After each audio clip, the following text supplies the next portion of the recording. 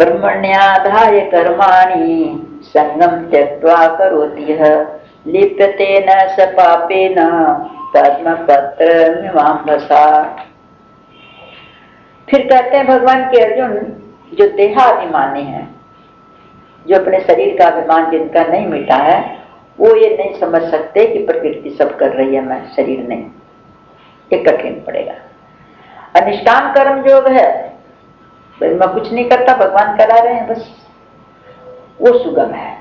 क्योंकि जो पुरुष सब कर्मों को परमात्मा में अर्पण, कृष्णार्पण कर देता है, कर्म सब होता है भगवान की कृपा से, भगवान के लिए, भगवान की प्रसन्नता के लिए, बस अर्पण बुद्धि से करता है और आसक्ति नहीं रहती उसकी कि मेरे को यही कर्म करना, यही फल चाहिए, ये नहीं रहता। जो कराएगा वो फल मेरे को चाहिए नहीं, जो उचित समझेगा वो कराएगा।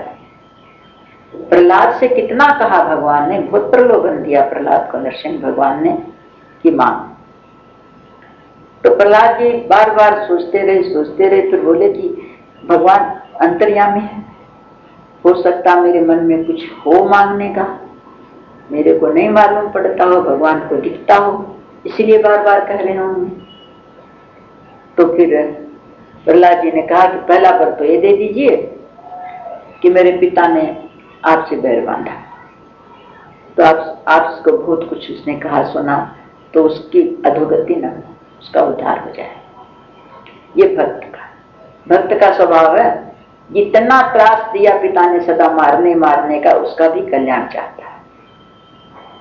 अब अगर दूसरा बरिया दे दीजिए, अगर कहीं मन में कुछ मेरी इधर उधर की इच्छा छिपी हो तो भी नष्ट हो जाए, मैं मांगू ही नहीं, मेरे मांगने की कभी कामना ही ना हो। तो ये भगवत भक्त का लक्षण है, मेरे को कुछ चाहिए ही नहीं, आप जो कराएंगे वो ठीक है। तो फिर उसकी आसक्ति भी कहाँ रहेगी कि मेरे को यही कर्म करना चाहिए, मेरे को यही फल मिलना चाहिए। आसक्ति को त्याग कर वो कर्म करता है। वह पुरुष इस तरह से रहता है जैसे पानी में कमल का पत्ता रहता है। तो पानी बिना कमल का पत्ता सूख जाएगा, रहेगा वो पानी में, क्यों? पानी उसका जीवन है। लेकिन एक बूंद पानी जिसके ऊपर ठहरती नहीं, एक बूंद पानी ठहरेगी नहीं, रहेगी तो फिसल के निकल जाएगी और वो सूखा का सूखा ही रहेगा। इसी तरह ये संसार है, गृहस्थ है, तो कर्म तो करेगा वो, तो कर्म तो जीवन है, कर्म करे बिना तो रह नहीं सकता, कर्म नहीं करेगा तभी जिएगा। लेकिन वो कर्म करता हुआ भी जैसे कमल का पत्ता रहता है, पानी में लिपटा नहीं, इसी तरह से वो कर्म करता हुआ सब भगवान के अर्पण कर दिया तो पाप से बंधता नहीं है। क्यों? जिसका है वो जाने, पाप न मेरा न पुण्य न पाप। तो खाली रह गया ना, एकदम हल्का, सिर पर गठरी है ही नहीं। कायेन मनसा बुद्धया केवलैरिन्द्रियैरपि योगिनः कर्म कुर्वन्ति संगम त्यक्त्वा आत्मशुद्धये। इसलिए जो कर्म योगी है वो ममत्व बुद्धि रहित रहता है। मेरा मेरा मेरा मेरा ये नहीं रहता उसकी बुद्धि में, तेरा तेरा तेरा तेरा रहता। वो केवल इंद्रियों से, मन से, बुद्धि से, शरीर से कर्म इसलिए करता है, अंतःकरण की शुद्धि के लिए करता है। अंतःकरण की शुद्धि के लिए कर्म करता, आसक्ति को त्याग। अंतःकरण की शुद्धि के लिए इसलिए करता है, भूखा है तो मन में शुद्धि कहां से आएगी? चिंतन वही होता रहेगा। जिस दिन व्रत कर लेता है ना, कोई नहीं खाता, उस दिन बहुत महक आती है, खुशबू आती है सब जगह, भूखे को बहुत खुशबू आती है, ध्यान उधर उधर जाता रहता है।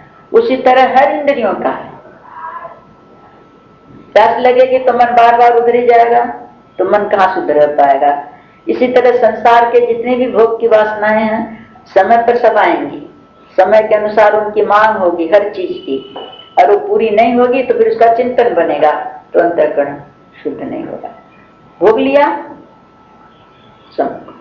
उसकी कामना पूरी हो गई, मांग थी पूरी हो गई, ये मांग है, तो वो भगवान का प्रसाद समझ के, भगवान की आज्ञा समझ के जो करने योग्य कर्म है, कर्तव्य कर्म है, वो सब करेगा, कर्तापन का अभिमान नहीं, आसक्ति नहीं, तो वो अंतःकरण उसका शुद्ध रहेगा। तो शुद्धि के लिए कर्म करते हैं। रजनीश जी के पास एक आदमी एक गया, जैनी महात्मा, तो ये भी जैनी थे ना, पहले जैनी है थे ही वो, मतलब। तो उन्होंने पूछा कि भाई आप महात्मा हो गए, आपके मन में कोई कामना तो नहीं है? कामना रहेगी तो फिर संसार में आना पड़ेगा। तो उसने कहा, देखिए महाराज, मैं सच सच बता दूं आपको, लोगों को इतना सिनेमा देखते आते जाते देखता हूँ, उसमें सिनेमा घरों में से कैसे निकलते हैं, कैसे घुसते हैं, तो मेरे मन में ऐसा आता कि क्या है भीतर। तो मेरे मन में सिनेमा देखने की आता है, और मैं जा सकता नहीं, क्योंकि सन्यासी एक तो दूसरे जैनी, तो मैं संकोच से जा नहीं सकता। लेकिन मेरे मन में ये कामना बनी रहती है कि वहां है क्या। तो रजनीश जी ने कहा, भैया देख ही लो, नहीं तो तुम्हारे अंतःकरण में एक ये बना रह जाएगा कि इसमें क्या है, तुमको फिर जन्म लेना पड़ेगा। तुम्हारा कैसे देख सकता हूँ? बोला, उपाय तो मैं कर दूं, लेकिन देखना पड़ेगा अंग्रेजी, क्यों समय अंग्रेजी सिनेमा रात को 12 बजे शुरू होता था। तो बोले, कोई भी दिखा दो, मेरे को क्या पता अंग्रेजी और हिंदी क्या होता है। तो उन्होंने अपना एक सन्यासी लिया साथ में, और रात को 12 बजे वो पिक्चर देखने गया। अब पिक्चर देख के आया, और वो अंग्रेजी देख के आया, आकर के बोला, महाराज हाथ जोड़ दिया, बस मेरा पूरा हो गया, कुछ नहीं है, फालतू बेवकूफी है, अब मेरी कामना खत्म हो गई। अगर वो पूरी नहीं कर लेता तो अंतःकरण में उसके बना रहता। तो दो तरह से त्याग होता है, एक तो या तो भोग के छोड़ दिया, या तो विचार अगर मनुष्य के मन में आया, सुन लिया, समझ लिया, विचार करके छोड़ दिया, तो वो छूट जाता। तो जो मनुष्य कर्म, ये त्याग दिया मैंने, ये छोड़ दिया मैंने, ये छोड़ दिया करके जो छोड़ते हैं ना, उनको अहंकार बना रहता है, उसको अहंकार बना रहता है।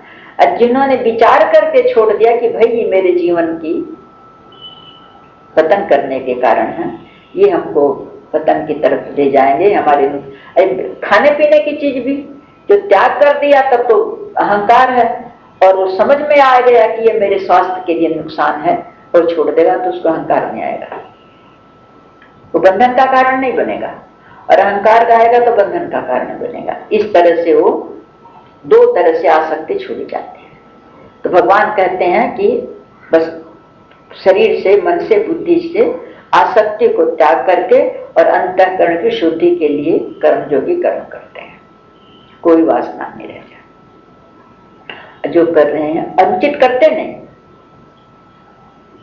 जो भी व्यवहार करते हैं वो शास्त्र से विरुद्ध नहीं करते। क्यों? वो कर ही नहीं सकेंगे।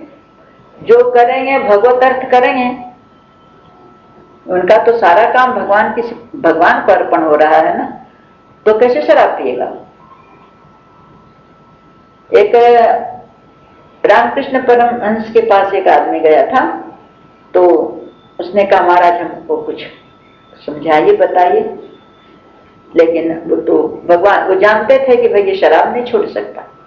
तो उन्होंने कहा, भाई तुमको और ज्यादा कुछ नहीं बताएंगे, ये बता देते हैं कि जो भी तुम खाओ भगवान के अर्पण करके खाया करो। तो उसे समझ में नहीं आई बात, भेजे में खुशी नहीं। उन्होंने कहा, महाराज ये तो मैं मान लूंगा। तो ठीक है। अब गया और जब प्याली आई हाथ में, अरे भगवान को अर्पण करके खाना है, इसको कैसे पीना चाहिए, अब शराब कैसे भगवान को अर्पण करो? छोड़ दी प्याली।